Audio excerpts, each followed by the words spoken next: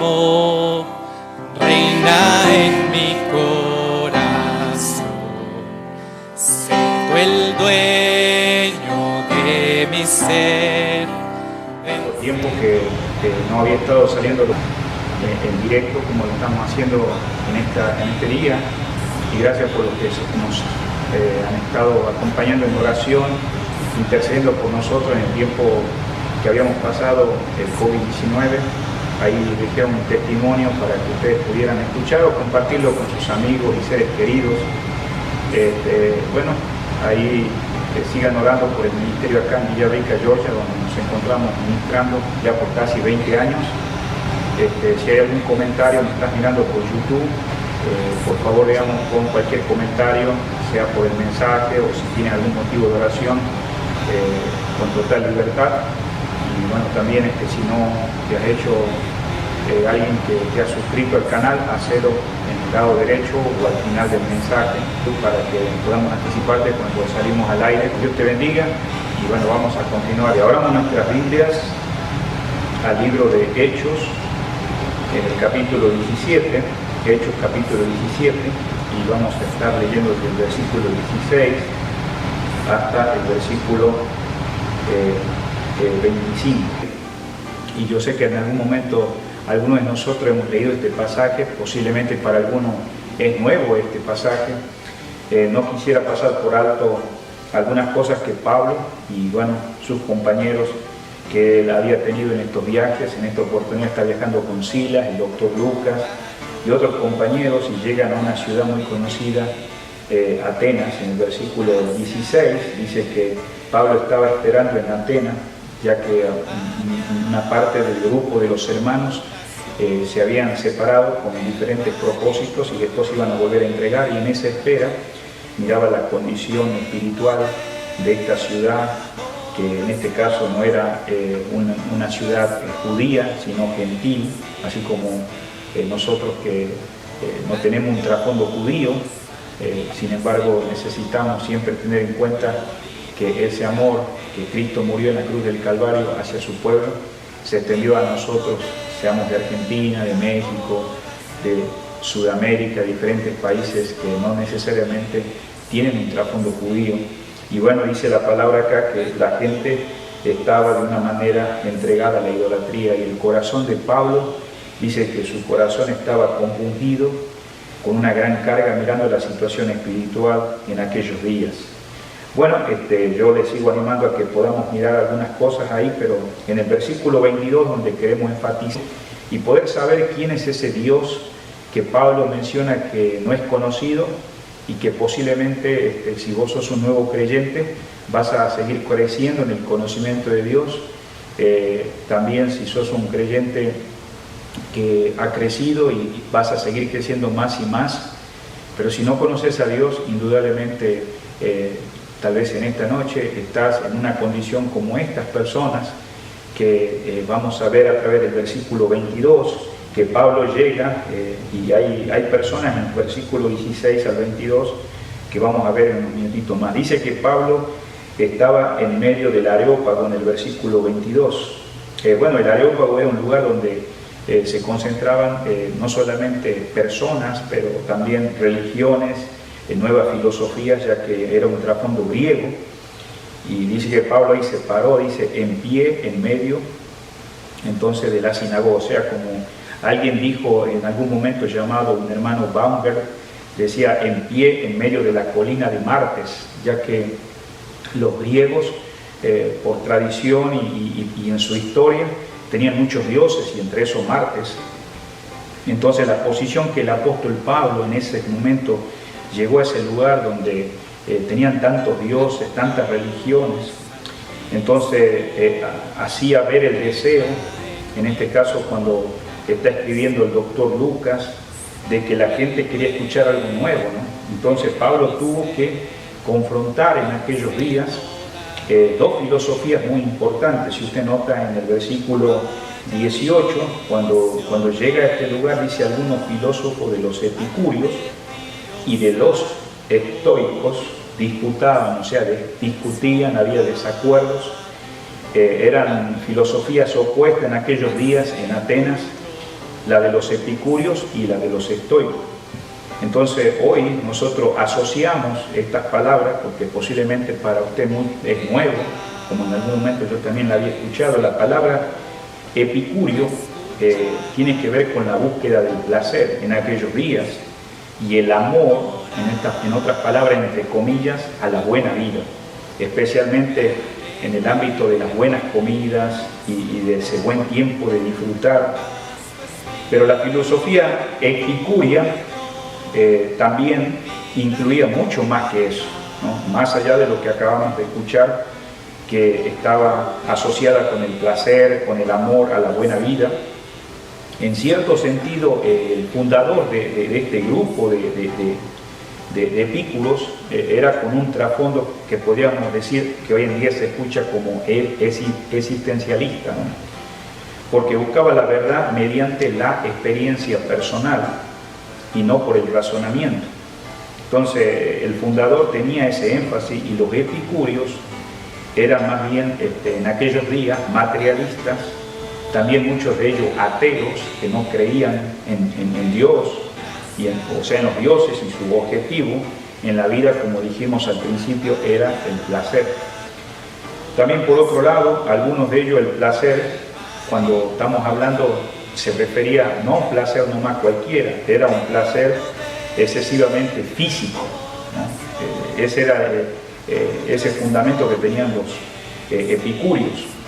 Y también para otros significaba, para otros que estaban en este grupo de epicúreos, una vida refinada, libre de dolor, no teniendo ansiedades, en una paz a su manera, en una serenidad. Y estos verdaderos epicúreos siempre evitaban los extremos y procuraban siempre ir por el lado de disfrutar más la vida, manteniendo las cosas según a su manera de pensar, en equilibrio. Pero el placer en sus vidas seguía siendo el primer objetivo, el fundamento número uno en su vida. Entonces, ya más o menos sabiendo estos grupos que eran más predominantes en aquellos días cuando Pablo llegó, también había otros que se mencionan en el mismo versículo que acabamos de leer, 18, no solamente dice epicúreo, dice los estoicos.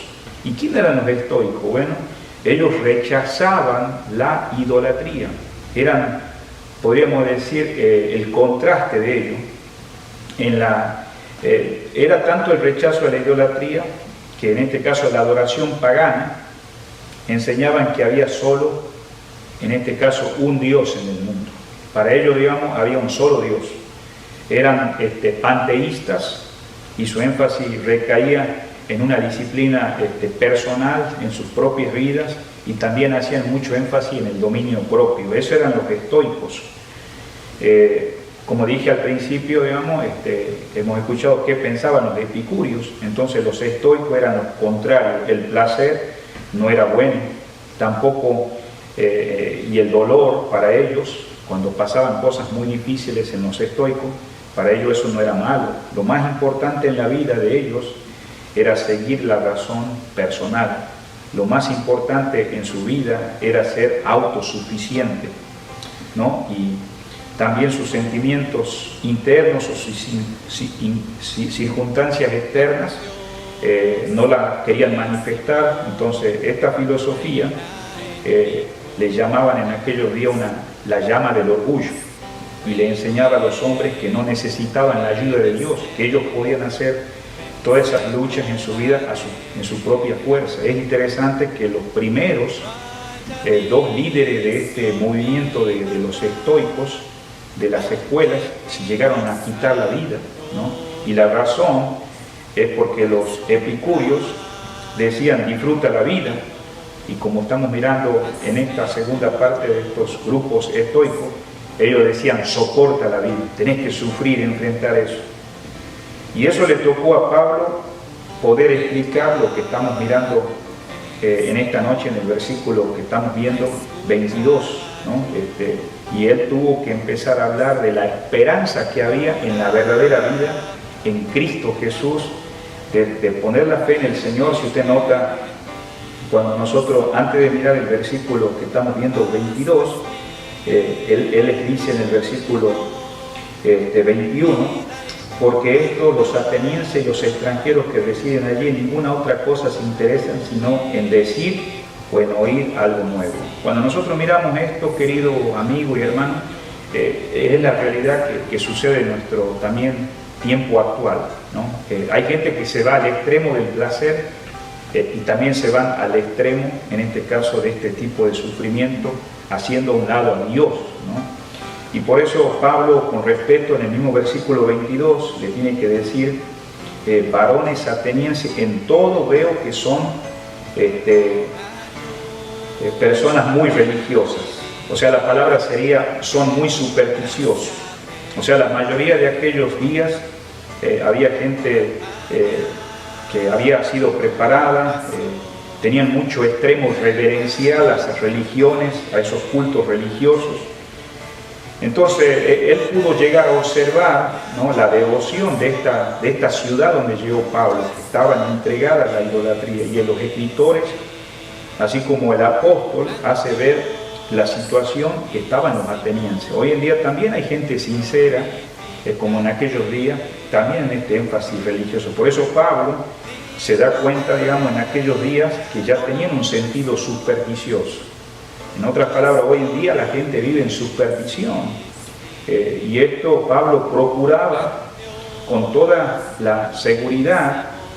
La primera frase que usted ve dice como una alabanza, ¿no?, elogiándolos a ellos, cómo son en su forma de ser. Dice, varones atenienses, veo que son muy temerosos de las cosas divinas. Esa es la frase, digamos, que se introduce ahí. Pablo hablar a estas personas que eran de Atenas. Y acordémonos que también estos religiosos captaban con atención lo que él empezaba a dirigirse a ellos. Tal vez en esta noche vos estás prestando atención porque también te hace ver que en la situación actual tal vez vos sos sincero, ¿no? Entonces, por eso vemos que esta superstición da la idea de algo excesivo que se había convertido en algo malo para estas personas. Y Pablo por eso expresa en este versículo que estamos viendo en esta noche 22, las primeras palabras que en algún momento ofendía a sus oyentes, mientras que ahora él iba a dar un discurso que iba a llegar con la verdad de una manera respetuosa y escrupulosa. Por eso el versículo 23 dice, porque pasando y mirando vuestros santuarios, o sea, santuarios donde se hacían los cultos, o sea, se refiere a lo que se expresaba, a aquellas obras que ellos consagraban a la religión. Bueno, hoy en día también tenemos eso. Pero no queremos detenernos ahí mucho, sino que en el mismo versículo que estamos mirando ahí, 23, lo que más enfatiza Pablo es que cuando llega a todos esos santuarios, a esos lugares de adoración, dice, hallé un altar en el cual está escrito la inscripción al Dios no conocido. ¿Y qué es ese Dios no conocido? Probablemente vemos acá que había muchas deidades en aquellos días, pero que mucha gente no lo conocía. Entonces, escritores griegos de aquellos días atestiguaban que había muchos altares. De hecho, Pablo aprovecha al principio, como comienza el texto, cómo la gente estaba volcada a la idolatría, a la percepción religiosa. Claro que hoy en día, querido amigo y hermano, tenemos más de 10.000 religiones en el mundo. Pero claro, Pablo lo que está expresando acá, que cuando él observa y mira este altar en el versículo 24, la inscripción al Dios no conocido, la pregunta sería, ¿es lícito comparar al Dios desconocido con el Dios verdadero? Eso sería la pregunta. ¿Es correcto comparar a los dioses que no son desconocidos con el Dios verdadero? Entonces Pablo no lo hace. Solamente dice que él mira un lugar donde dice la inscripción al Dios no conocido. O sea que él está haciendo notar que en la construcción griega no dice a quién adoráis, sino lo que adoráis. Si usted no, sino lo que adoráis. Es decir, lo que ellos adoraban en ignorancia, Pablo les anuncia en el único verdadero Dios. Yo sé que de alguna manera puede ser que haya habido ignorancia en nosotros, los que ahora entendemos y conocemos a Dios y seguimos creciendo en ese conocimiento de Dios. pero ¿qué de aquellos que tal vez muchos son sinceros, como Pablo los observa, que son muy adoradores, son muy entregados a una religión, o tal vez ni siquiera a ninguna religión, pero sin embargo el apóstol se coloca aquí como un heraldo, como un mensajero divino, para anunciar el único mensaje en la cual ellos estaban desconociendo. Y ¿qué pasaba si rechazaban este mensaje que Pablo está diciendo? Bueno, rechazar el mensaje era rechazar también a Dios, que le había enviado justamente a Pablo con un motivo a esos lugares, y era proclamar su nombre con esa autoridad. Por eso dice el mismo versículo que estamos mirando en el 23, dice: al que vosotros adoráis, pues sin conocerle, es quien dice yo anuncio. Aquel que vosotros honráis sin conocerle, entonces ahora se va a hacer conocer, se va a revelar a ustedes, a este anuncio yo. Y en esta noche, en este tiempito que estamos estudiando la palabra de Dios en línea, a ese estamos anunciando después de 2000 años más. Por eso su tema no es como en las sinagogas, porque Pablo siempre llegaba a una ciudad y buscaba una sinagoga judía, donde podía hablar del Mesías, sino que ahora él iba a empezar a hablar del Dios vivo. Una oposición a lo que esta gente en aquellos días estaba dado, al materialismo, al panteísmo griego, al politeísmo y a toda religión que en este caso, entre esas no era la verdadera.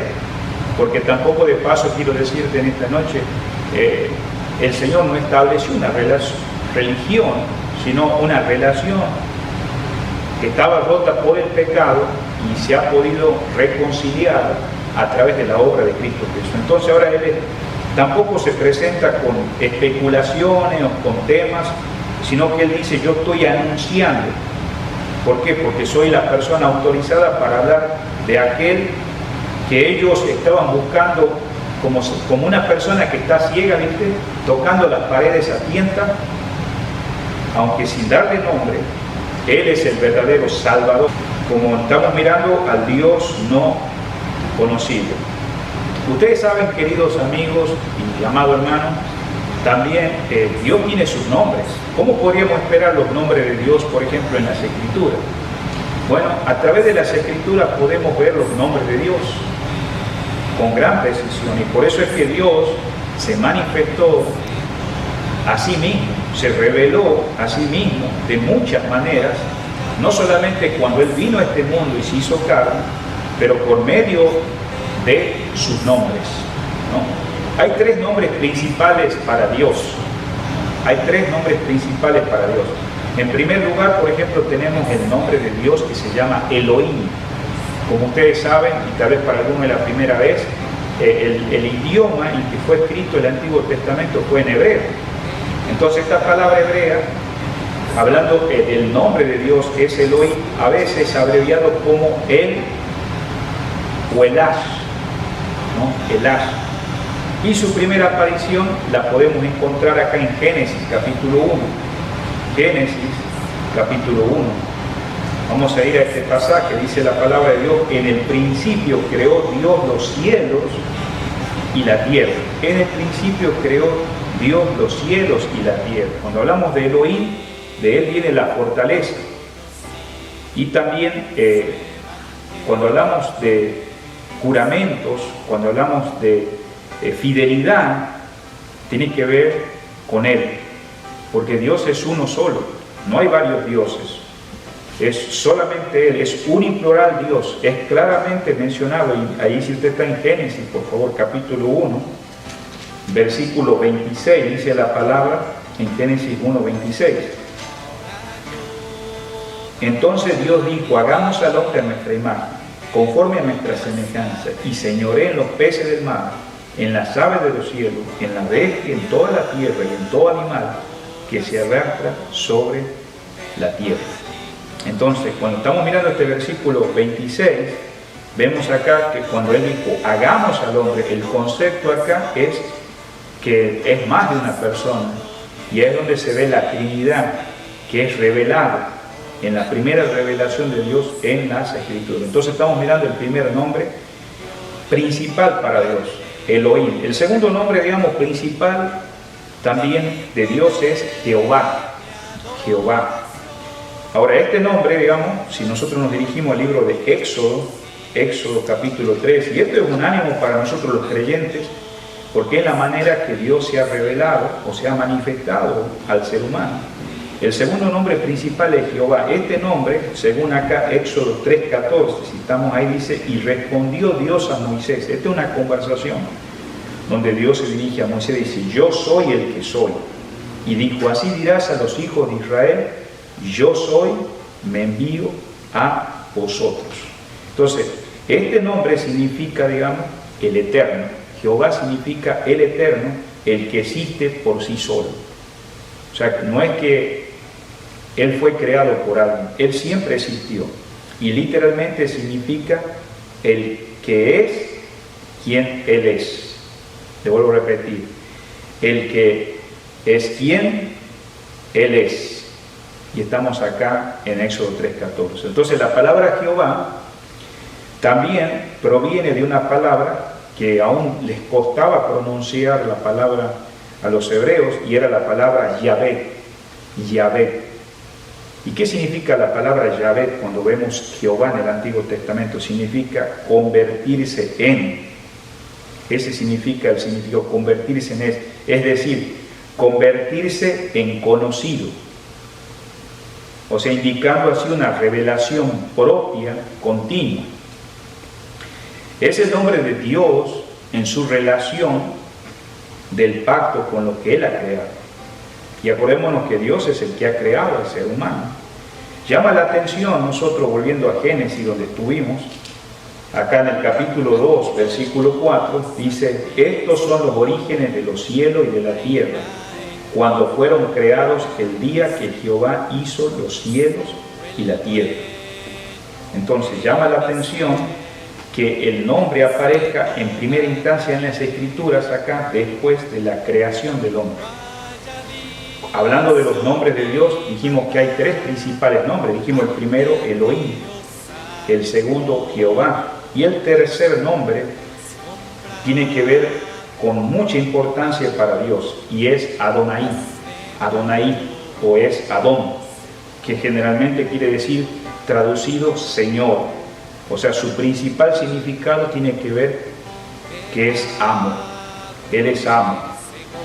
Por eso la palabra Adón, hablando de Adonai, es el Señor como gobernador de toda la tierra. Pero también la palabra Adonim conlleva, digamos, al pensamiento del Señor como propietario, como el gobernador de su propio pueblo.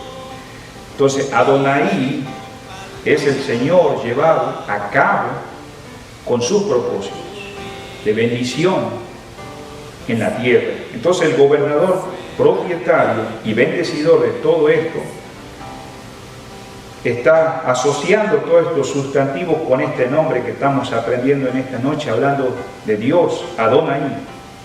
Junto con estos nombres principales que estamos mirando en el Antiguo Testamento respecto a Dios, nos otorga varios nombres compuestos para referirse también a Dios, unidos, refiriéndose a Él o a Jehová.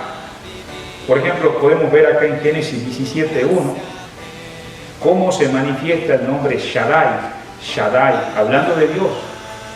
Y todo esto en aquellos días, para la cultura griega, no sabían quién era Dios.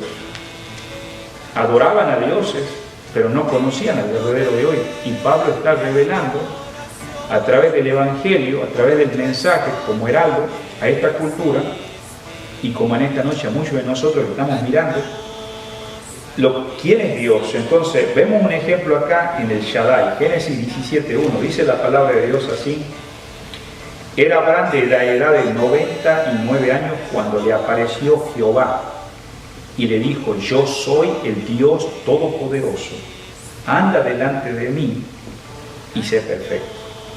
Ahora, ¿qué quiere decir Shaddai?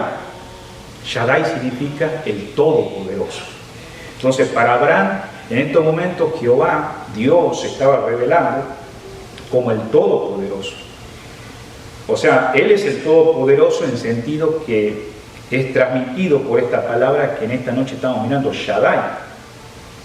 Shaddai, en este caso, es el pecho. La palabra común en aquellos días del Antiguo Testamento para el pecho, ¿no?, de una mujer. Dios es Shaddai porque Él nutre. Dios es Shaddai porque Él da la fuerza.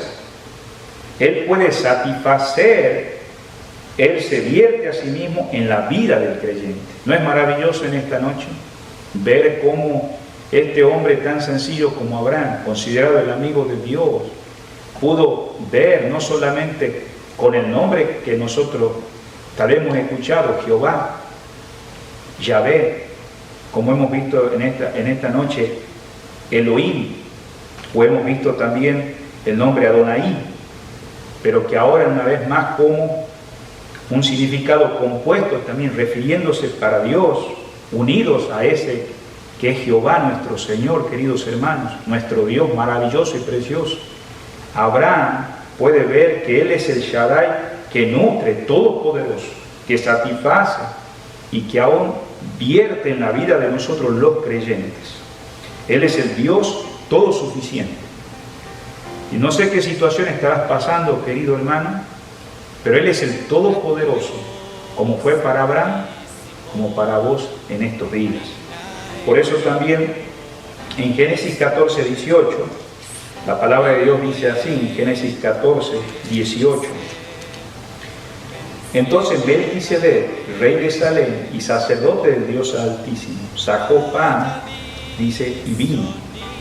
Aquí vemos acá el Elión, que significa altísimo en el versículo 18. Dios es ese, Dios es el Dios altísimo. El nombre se asocia especialmente con Dios, como el poseedor del cielo y de la tierra.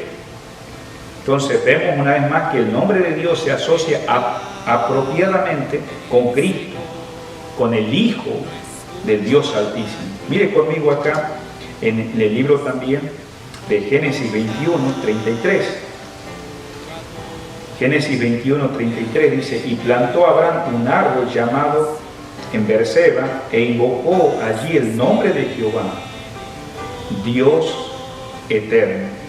Él es el Dios eterno, Él es el Hijo del Altísimo y que se asocia aún con el Señor Jesucristo. Vamos al libro de Lucas capítulo 1. Y todo esto tiene que ver con los nombres de Dios y cómo Él se revela y se manifiesta a cada uno de los creyentes y también a aquellos que todavía no le conocen. Dice la palabra acá en Lucas capítulo 1, versículo 35. La palabra de Dios dice así: respondió el ángel y le dijo, el Espíritu Santo vendrá sobre ti y el poder del Altísimo, note la palabra, el poder del Altísimo te cubrirá con su sombra, por lo cual también el santo ser que nacerá será llamado Hijo de Dios. Entonces vemos acá que el nombre se asocia apropiadamente con Cristo, el Hijo del Altísimo. También la palabra esta hebrea que estuvimos mirando hace un momentito en Génesis 21, 33, que Dios es eterno. La palabra hebrea olam se utiliza en relación con cosas ocultas o cosas que son secretas. Estamos hablando de la antigüedad de aquellos días. Y estas dos ideas, hablando de cosas secretas o que son ocultas, tienen que ver con asuntos de duración indefinida. Pero que este título que estamos mirando en hebreo, Olam, combina el título, que Él es el Dios eterno, el Dios que tiene en control todas las cosas. Muchas veces hoy en día hablamos de un Dios soberano. Bueno, un Dios que Él sabe todo lo que vos estás pasando, lo que estaba pasando Abraham, y aún lo que estaban pasando en aquellos días cuando Pablo estaba enseñando la palabra del Señor. Entonces, miramos acá que Él es el Dios eterno, que tiene todo en control. En Génesis 2:4 miramos que Jehová es Elohim, Jehová es Dios. Ahora, fue Dios como Elohim, por eso vemos ahí en Génesis 1:26, hagamos al hombre nuestra imagen. Él dijo, una vez más que aparece acá, el hombre, y se le da su lugar de dominio sobre la escena terrenal, porque Dios creó al hombre para que el mundo fuera dominado, pero no dominado como él siendo el rey, sino como un virrey. Y acordémonos que en el principio, cuando Dios creó al hombre y a la mujer, eran perfectos, sin falla y sin pecado. Sin embargo, en ese dominio sobre esa escena terrenal, ¿quién está actuando? Jehová. Y es lo que estamos diciendo, Jehová es Elohim. Jehová es Elohim. Y vemos la palabra ahí refiriéndose, ¿no? En otras palabras, también Dios en su carácter, hablando el carácter de Dios, el carácter de Jehová, especialmente relacionado con el ser humano, con cada persona. Él es el Adonai que estamos mirando en Génesis capítulo 15, versículo 2. Vamos a ir de vuelta a Génesis capítulo 15, versículo 2. Y respondió Abraham: Señor Jehová, ¿qué me dará siendo así que ando sin hijo y el mayordomo en mi casa es de Damaseno, de Eliezer? Es una pregunta que Abraham está haciendo a Dios. Entonces, vemos ahí claramente que Él es el Adonai. ¿Por qué? Porque Él es el Todopoderoso. Él es este nombre compuesto reúne distintos significados en cada uno. El énfasis es poner a Dios que Él es ¿qué? El Adonai. ¿Por qué? Porque para Dios no hay nada imposible. En este caso, cualquier circunstancia que vos estás viviendo, para el Señor todo es posible. Por eso tenemos que, más allá de conocerle, confiar en Él. También vemos en Génesis 22, si vamos en el mismo libro, Génesis 22, versículo 14, la palabra del Señor nos dice así, Génesis 22, 14. Y llamó a Abraham el nombre de aquel lugar, Jehová proveerá. Por tanto se dice, hoy en el monte de Jehová será provisto. Tiene que ver con el que Él es Adonai. Estamos mirando acá que ahora es Jehová Jireh, el Señor, el que ve y provee. ¿Quién nos puede proveer en estos días? Pues solamente Él, porque Él es proveedor de todas las cosas, no solamente del pan, de todas las provisiones que todos nosotros necesitamos. Pero también en el mismo nombre de Jehová, otro nombre también que muchas veces queremos saber en relación hacia nuestras vidas, ¿no? En relación hacia el hombre, es que Jehová es Jehová Rafa, Jehová Rafa. Éxodo 15, vamos a ir después de Génesis, Éxodo capítulo 15 y el versículo 26. Dice la palabra del Señor así: y dijo, si oyeres atentamente la voz de Jehová tu Dios, e hicieres lo recto delante de tus ojos, y dieres oído a sus mandamientos y guardares sus estatutos, ninguna enfermedad de la que envié a los egipcios te enviaré a ti, porque yo soy Jehová tu sanador. Otro nombre de Jehová relacionado con el ser humano es: el Señor es el que sana. Y sabemos que en estos días, gracias a Dios, porque en el contexto que vivimos actualmente, como viene el tiempo de Pablo y en el Antiguo Testamento, ha habido plagas, ha habido enfermedades, ha habido dolencias. Dice ahí claramente que Jehová es el que sana. Bueno, que el Señor es el que sana al ser humano. Gracias a Dios por los médicos, por todas aquellas cosas que inclusive en nuestros días han conseguido una vacuna ya que está en proceso para el COVID-19. Pero si eso no existiera, Jehová es nuestro sanador. Pero no es solamente del cuerpo humano, también del alma, de las situaciones que muchas veces el ser humano no puede entender en la vida. Y por eso acá vemos otro nombre de Dios, Jehová Rafa. También otro nombre de Jehová es Jehová Mecadés. Jehová Mecadés. ¿Y qué quiere decir Jehová Mecadés? Vamos a ir a Éxodo 31, versículo 13. La palabra de Dios dice así, Éxodo 31, 13. Y tú hablarás a los hijos de Israel diciendo, en verdad vosotros guardaréis mis días de reposo, porque es señal entre mí y vosotros, por vuestra generación, para que sepáis que yo, Jehová, que os santifico.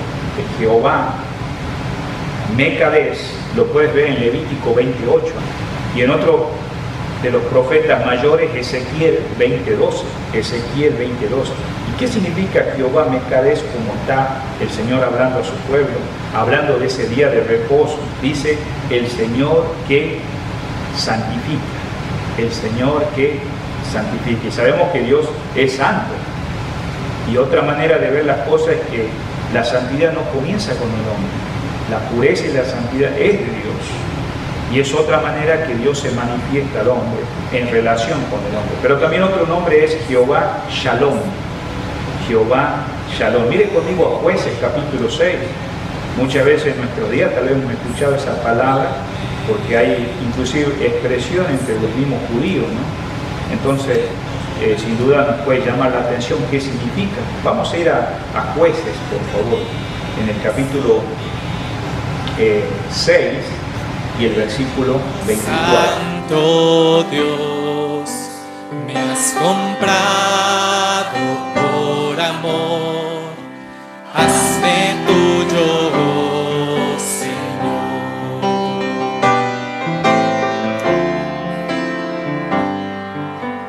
Mi pecado me cegó, no escuchaba yo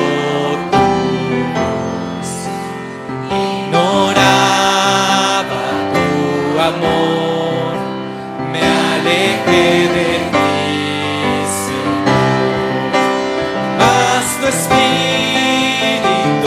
me dio vida y tu palabra